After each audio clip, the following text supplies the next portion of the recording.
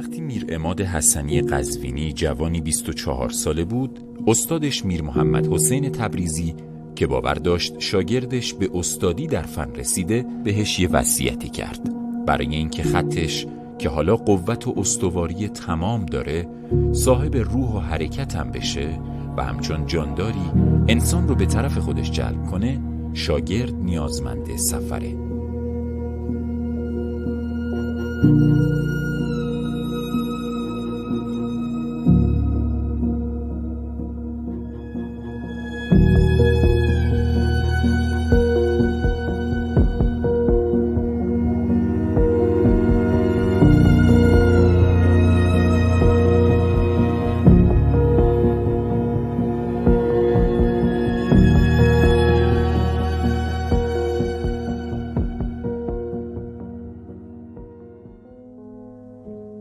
در بین همه آثار متعددی که از میر عماد در تاریخ خوشنویسی ما باقی مونده، یکی هست که به گفته بزرگان از اهمیت خاصی برخورداره: قطعه سوره حمد.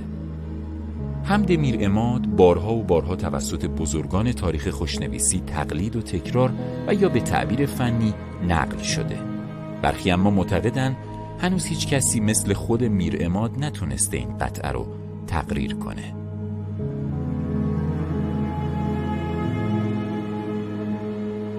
وصیتی که استاد به میر عماد جوان کرده بود مایه آغاز سفرهای اون شد. اون سالها سفر کرد و از روی خط استادان بزرگ پیش از خودش یعنی سلطان علی مشهدی و میر علی هروی مشق نوشت. هم سفرها هم مشق نوشتنها برای میر عماد در حکم به دست آوردن یک جور سلوک در خوشنویسی بود.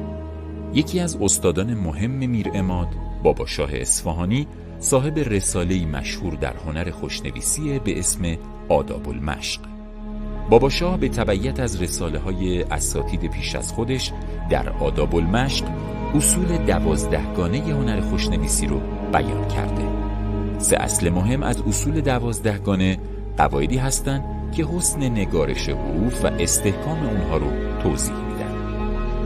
ترکیب که منظور شکل آمیزش و کنار هم قرار گرفتن هماهنگ و دلپذیر حروف، کلمات، جمله‌ها و سطرها با هم دیگه است.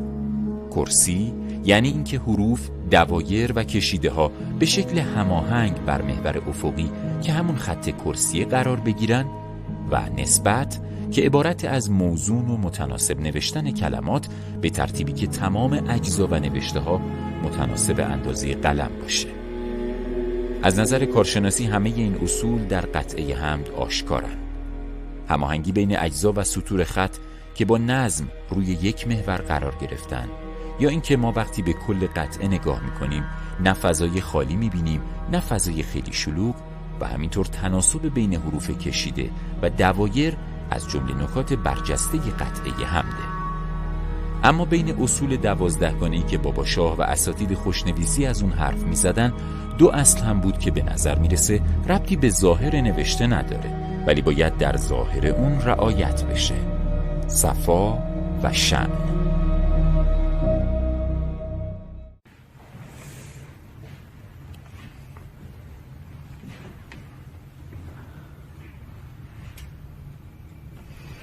از تعریف آداب المشق از این 2 اصل اینطور فهمیده میشه که خطاط نمیتونه به درک درستی از اصول 12گانه برسه مگر اینکه به صفا و شأن یا همون اعتدال روح رسیده باشه. در نظر بابا شاه اصفهانی این نفس و ضمیر معتدله که میتونه زیبایی رو جاری کنه.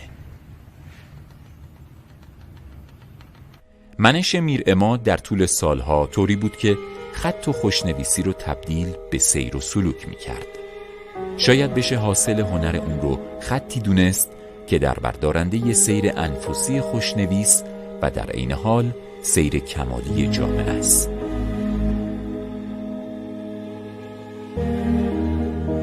در منطق قدما کار خط صرفاً کتابت یا همون مکتوب کردن گفته هاست. اما زمانی که خط موفق میشه بلندترین معانی رو به حسن و ملاحت در خودش جاری کنه، تبدیل به شکل منحصر به فردی از هنر میشه که اون رو هنر قدسی خطاب کردن. چیزی که قطعه حمد میر عماد نمونه اعلای اونه.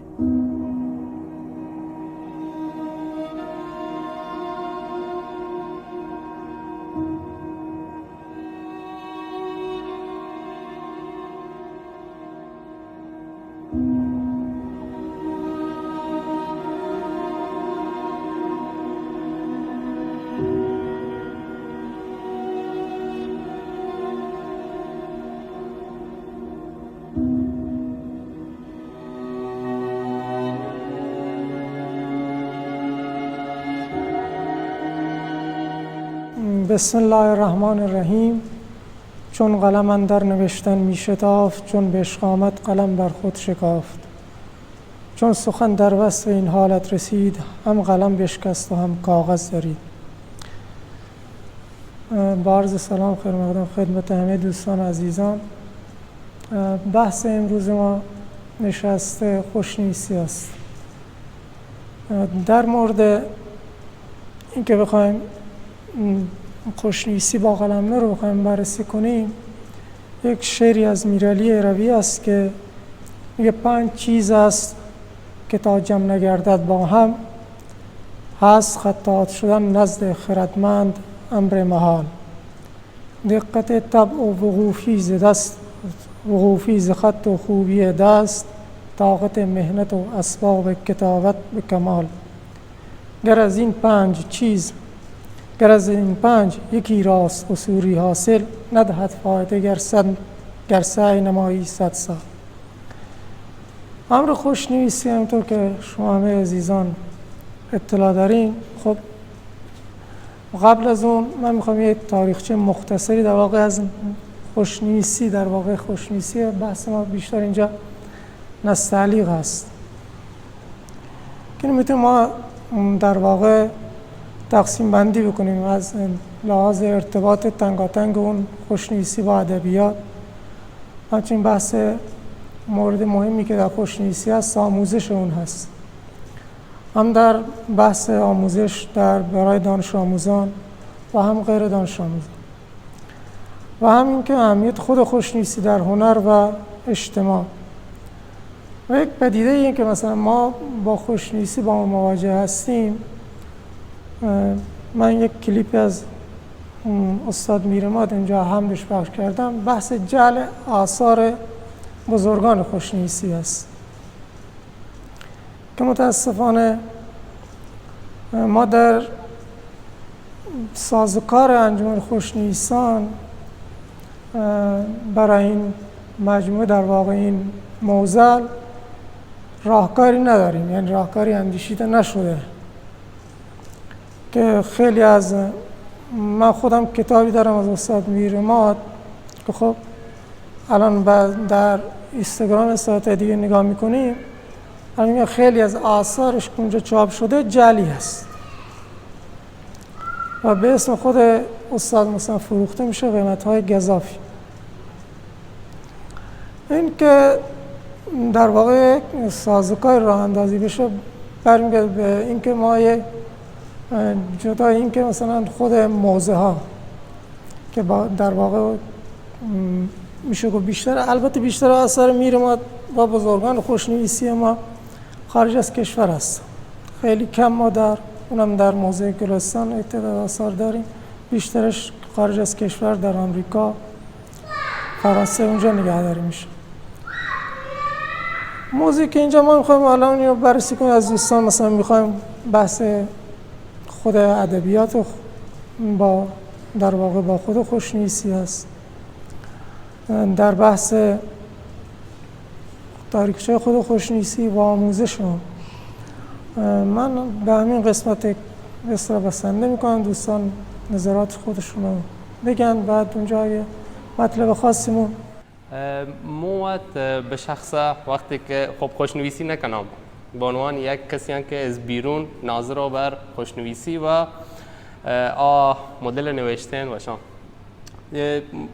ما قبلا به خوشنویسی فکر کردم که در هنر خوشنویسی چه چیزی هست و حالا این بحث که پیش آمد این هفته ما یک کمک گیشتر این هفته بر فکر کرد در خلوت اون که خوشنویسی به کجا بود انسان گیشتر ربطی هست و تا زندگی معاصر الان ما وچ بودان توانین که تا خوشنویسی در بگیجی.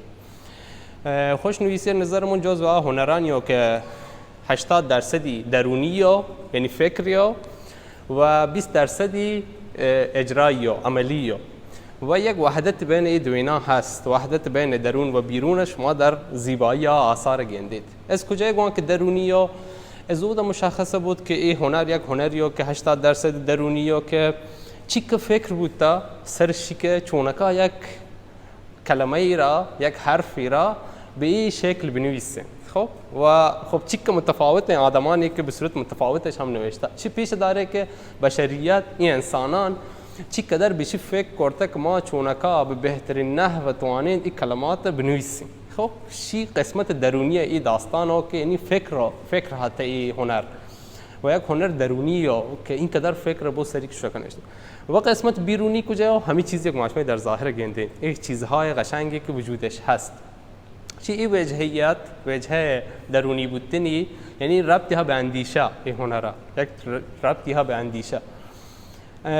اما وجه بعدی که در زیست معاصر ماشما در زندگی ماشما توانین که ایری استفاده بکنی در واقع شیو که یک هنریو که یواشو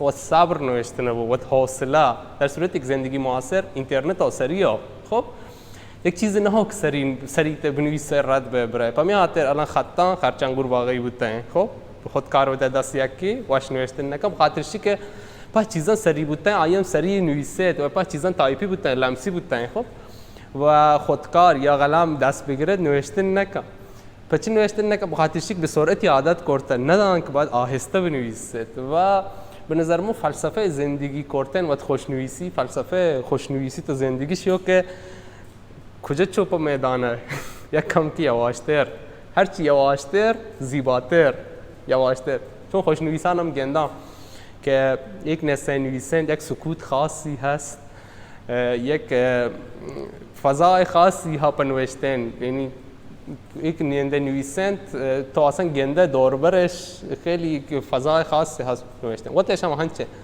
و وقتی گونش هم خبر کنند گنده شرایط همیشه شکای چنند که خیلی آرام بابو همه چیز ذهنش همه چی آرام بابو شروع کنه پنوشته وگرنه واش در نه کسی برگرده هم به فکر کردن تو آنه فکر کنه راجبی. اما یک نکته که خیلی جالبت پرون شو که آیا هنر خوشنویسی به بنبست رسته یا نه بشون فکر کن آیا خوشنویسی به بنبست رسته یا نه. یعنی ما فقط یاد بگیرین که حالا وارد بود زندگی وقتی بکنین و حالا تا آخری که درجه هنری هم کسانی که بهتش درجه هنری بگیرن یا نه شی تو ادامه هم پیدا بکن.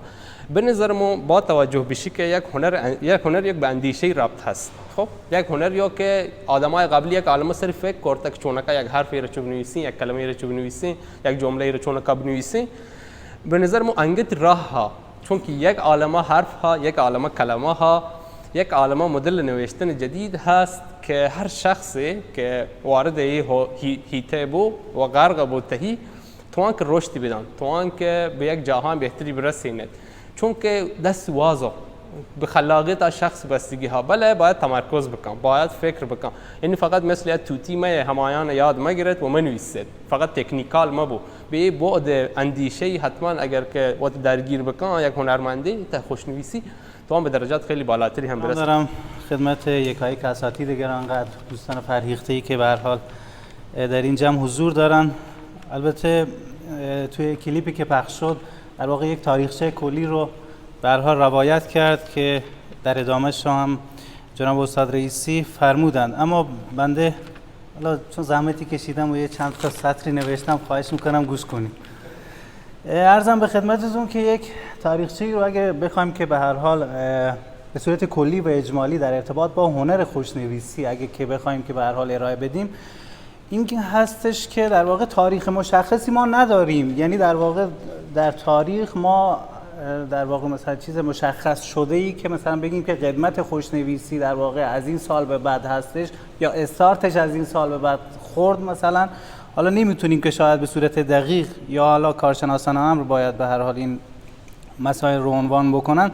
اما ما از زمانی که الفبا اومد به هر حال در چرخه زندگی بشریت و اینها، داشتیم کسانی رو که به هر حال به اون زیبایی همون خط رو، حالا هر خطی که بوده به هر حال همون رو کتابت می‌کردن و همیشه به هر حال دارای یک اهمیت خاصی بودن. حتی اون اشخاصی که به هر حال اون خطوط رو به هر حال کتابت می‌کردن در بین مردم به هر حال دارای یک جایگاه ویژه‌تری بودن، چه در بین شاهان آن زمان و در دربار آن زمان و چه در بین جامعه، که به هر حال اعتقاد مردم این بود که کسی که به هر حال اون خط رو به اون زیبایی میاد به هر حال کتابت میکنه و به رشته تحریر در میاره، دارای یک روح متعالی، دارای یک به هر حال زیباشناسی، یک قدرت زیباشناسی هست که به هر حال ارجحیت داره نسبت به عموم مردم که به هر حال نمیذارن. و ما این در واقع تأثیر رو ما همواره مثلا میتونستیم که درک بکنیم. اگه شما توجه بفرمایید، اشخاصی که به هر حال حول و حوش مثلا حالا 30-40 سال قبل مثلا تحصیل کردگان 30-40 سال قبل هستن یا مثلا سواد اکابری دارن، سواد مثلا حتی 6 کلاسه‌ای دارن، شما دقت بکنید اکثر غریب به اتفاقشون دارای خطای زیبایی هستن.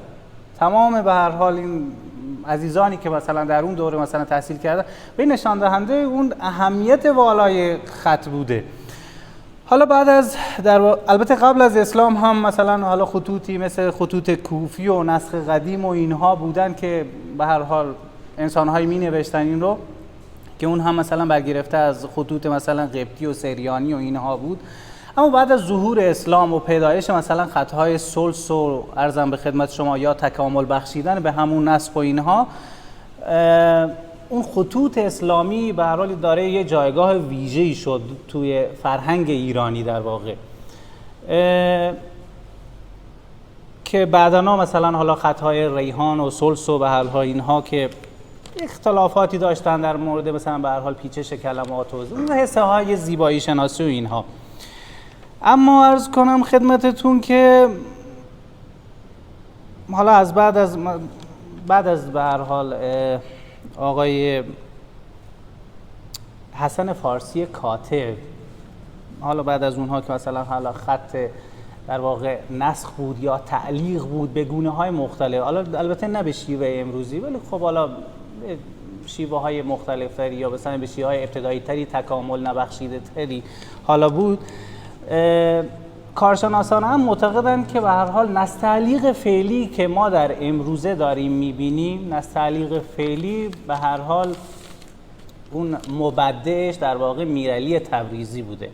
ممکنه که به شیوه مختلفی بوده، اما ایشون مثلا اومدن و به هر حال اون خط رو در واقع به کمال رسوندن، که همونطور که از اسمش هم معلومه نستعلیق ترکیبی از خط نسخ و خط تعلیق بوده، که حالا قبلا نسخ تعلیق بوده، حالا طی فرسایش کلمه و اینها شده حالا خط نستعلیق و به هر حال عروس خطوط فارسی حتی نامیده شده.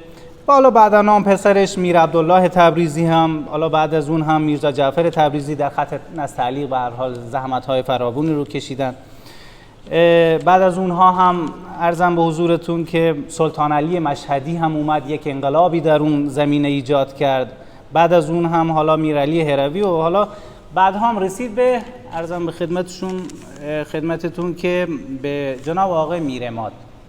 آقای میرعماد در واقع یک بازو، یک عرضم به خدمت شما که میتونیم بگیم یک خورشید عالمتابی بودن در زمینه خط نستعلیق. ایشون یک نامدار و یک عرضم به خدمت شما که یک هنرمند بسیار چیره دستی بودن که هم عصر به هر حال شاه عباس صفوی بودن این آقا، و یک تغییراتی رو در واقع ایجاد کردن در ساختار خط نستعلیق. یک خط نستعلیق رو به اوج خودش رسوندن که حتی تا امروز که امروزه به هر حال معتقدند که چنین شخصی مثل میرعماد الحسنی در واقع تا الان بعد از حدود 400 سال هنوز ظهور نکرده در به هر حال رشته نستعلیق. حالا همزمان با آقای میرعماد هم شخصی بودن به نام علیرضا عباسی. علیرضا عباسی هم به هر حال ایشون هم نستعلیق رو می نوشتن و در واقع میتونیم بگیم که یک رقیب خوبی بودن برای آقای میرعماد. اما بعداً ایشون گرایش پیدا میکنن به خط سلس به خط صلح. الان اگه شما به هر حال دقت بفرمایید در این کتیبه ها و اون کاشیکاری های اصفهان، در واقع معماری های ایرانی اسلامی که به هر حال از اون عرضم به خدمت شما که کتابت سلس و آیات قرآنی و دعاها و اینها در اون ابنیه تاریخی به هر حال استفاده میشه، یا خط آقای عرضم به حضورتون که کی رو گفتم، همین آقای علیرضا عباسی، یا به سرپرستی ایشون بود. اما بعدنا جوری که به هر حال در این کتب و به هر حال مقالات و این مسائل اینها نوشته، آقای مرتضی قلی خان شاملو حاکم هرات به جهت در واقع روان نوشتن و تندنویسی خط مثلا شکست نستعلی و البته تمام اینها به هر حال عرضم به خدمت شما که تحقیقاتی هست که به عمل اومده، حالا ممکنه که صرفا همینطور شاید نباشه، اما چیزی که به هر حال معرفی شدن و به هر حال به این عزیزان نسبت دادن این بوده که مثلا حاکم هرات بوده که اومده و به هر حال خط شکست نستعلیق رو در واقع ابداع کرده به خاطر همون روان نویسیش. حالا بعدنا هم یک تغییراتی به صورت ساختاری حالا ایجاد شده که بعدنا هم رسیده به درویش عبدالمجید طالقانی که به هر حال آثارش رو داریم، بسیار آثار فرهیخته و بی‌نظیر هستن. و این از این. و در دهه 30 و 40 شمسی هم در واقع یک شیوه جدیدی و در واقع تلفیقی از هنر مدرن و در واقع سنتی که همون نقاشی و خوشنویسی بود به شکل نقاشی خط ظهور کرد و بسیار طرفداران زیادی رو هم داره. اما من اینو میخوام بگم که اون جایگاه و اهمیت ویژه خط رو اگه که بخوایم بررسی بکنیم، ما پی میبریم که در طول تاریخ همواره کسانی بودن که حائز اهمیت و ارج و احترام بودن به لحاظ اینکه خط رو به زیبایی مینوشتن. یا حتی مثلا این رو ما در دربار شاهان هم داشتیم، یا حتی خود شاهان هم، چون که در مکتب خونه های قدیم در واقع همیشه مثلا به این امر اهمیت بسیار ویژه‌ای میدادن.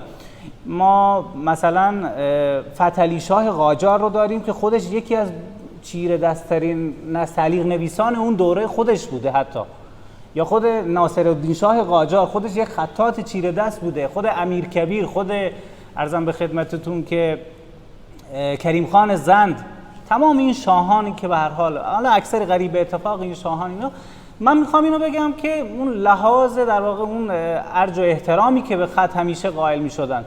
اما این نقد رو هم من به هر حال به سیستم آموزشی امروز هم دارم. حقیقتش امروزه واقعا کمتر مدرسه‌ای رو میبینیم یا کمتر کلاس درس هنری رو میبینیم که به هر حال اون ارج و اون به هر حال اهمیتی که باید بدن، اون طوری که بایسته و شایسته هست به امر خوشنویسی واقعا نمیدن. خیلی از دانش آموزان ما الان رسیدن به نوجوانی و هنوز هم نمیدونن که قلم نی و مرکب چی هست، یا فرق جوهر و مرکب چی هست.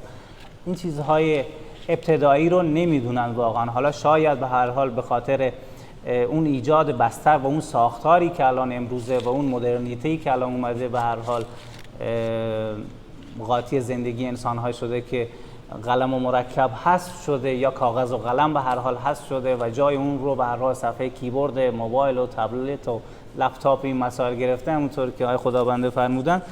اما واقعا این هنر حیفه، این دردانه هنر فاخر و اصیل ایرانی واقعا حیفه که از یادها بره و به زبالدان تاریخ بپیونده. ممنونم.